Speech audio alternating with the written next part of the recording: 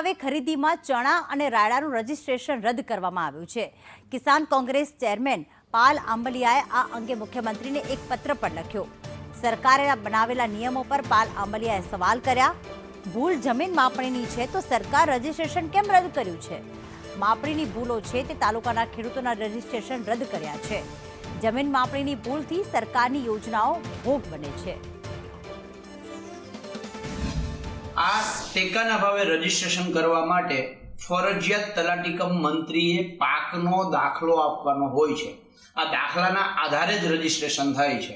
તલાટી કમ મંત્રી છે એ ગ્રાઉન્ડ ઉપર છે, જમીન ઉપર છે, અને તલાટી કમ મંત્રી જે દાખલો આપે છે એને ખેતરમાં જોઈને જ દાખલો આપ્યો છે। જે તે ખેડૂતોએ જે તે સર્વે નંબરમાં જે તે પાક વાવ્યો છે એ મુજબ દાખલો આપ્યો છે।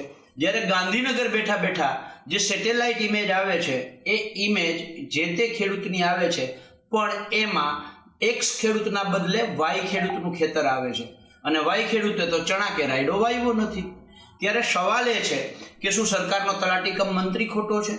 જો તલાટી કમ મંત્રી ના હોય તો ક્યાંક ને ક્યાંક સેટેલાઇટ ઇમેજ ખોટી છે।